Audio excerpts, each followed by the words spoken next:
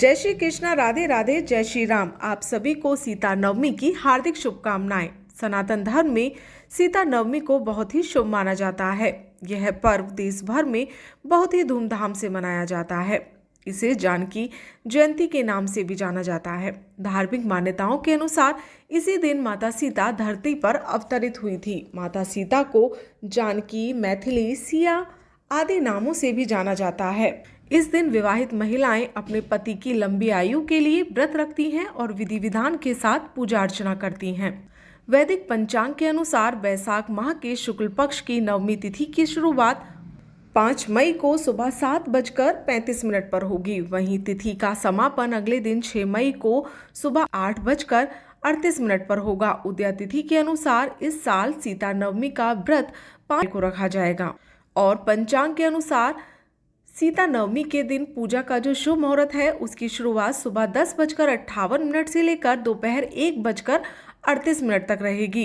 इस दौरान भक्तों को कुल 2 घंटे 40 मिनट का समय मिलेगा पूजा करने के लिए।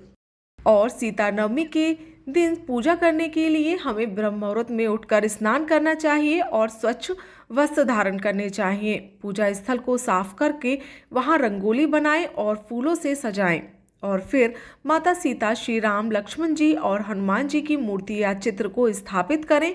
इसके बाद हाथ में जल, चावल और फूल लेकर व्रत का संकल्प लें। एक तांबे या मिट्टी के कलश में जल भरकर आम के पत्ते लगाएं और उसके ऊपर नारियल रखें और कलश के चारों ओर मोली बांधें। उसके बाद दीपक और धूप जलाकर देवी सीता का आवाहन करें।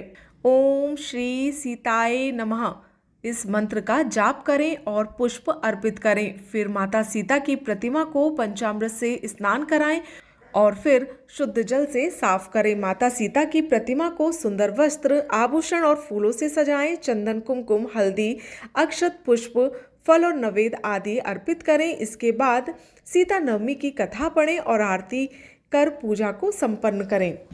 और हिंदू धर्म में रामनवमी के तरह सीता नवमी को भी बहुत महत्वपूर्ण माना जाता है।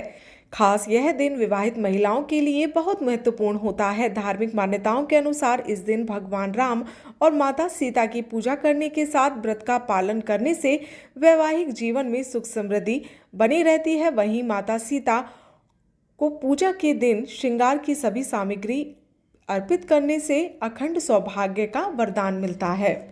और आइए अब जानते हैं सीता नवमी की कथा कि माता सीता कैसे अवतरित हुई। रामायण के अनुसार एक बार मिथिला में लंबे समय से वर्षा नहीं हो रही थी।